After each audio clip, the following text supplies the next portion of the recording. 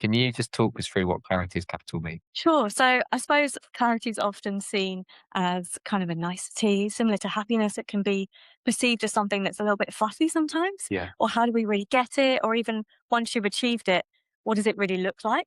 yeah, How does it manifest itself in a real thing, right? Because there are so many ways in which you can achieve clarity.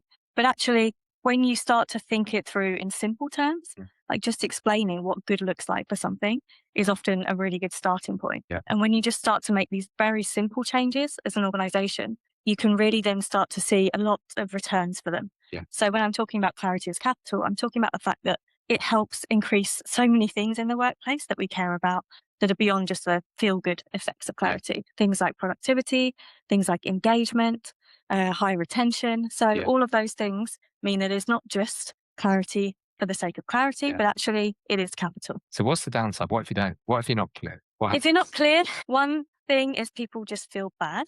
It's not nice to work in an unclear environment. A lot of people internalize that, so they start to feel like it's their own failing, which Yeah. isn't a good thing. Interesting, isn't it? People see it Yeah, as their own failing when there's lack of clarity through an organisation. I hadn't thought of it it is from that because before. typically they'll think, oh, well, perhaps it's just me that's not seeing this missing piece, or Mhm. perhaps I'm not intelligent enough to interpret this correctly.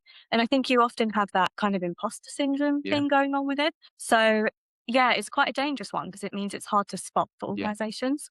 And you really need to look, if you're going to try and measure clarity, not just ask people how clear they are, because often if you're in an organization, perhaps you don't want to always admit that. So yes, you need to really look at the behavioral manifestations of clarity as well. So the things like micromanagement, the things like just lacking engagement, and all of these things are signals. yeah, And of course, clarity is part of a more yeah. complex suite of things that feed into each other and interact. But it's a very important piece of the puzzle. And I said, but you're scared of it. Yeah. 'Cause I've had that in my earlier career where you're a bit like, you wanna ask the question, but you're worried they're gonna think, I'm talking from experience, that Yeah. I was worried that people think I'm stupid. Well, that's exactly it. That's exactly it. And that's why a lot of people don't really often think clarity is the issue. Yeah. They'll think, "Oh, it's me that's the issue."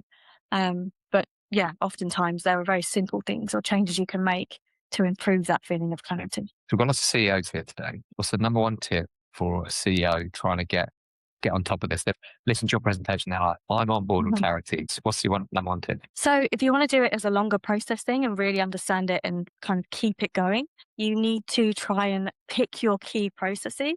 Like, for example, hiring, we know that's really important, clarity around that, clarity around job criteria, clarity around the kinds of information you're getting from your Yeah. organization. So these are some really key levers that are quite simple to change straight Yeah. away that I would go for. And they're also consistent because you Yeah. can keep repeating them over time. Yeah. So I think a big thing about clarity is you can do things to improve clarity, but unless you keep doing them, then it'll break down further down the line. So you need that consistency as well. Amanda, thank you. Thank you. Cheers. See you.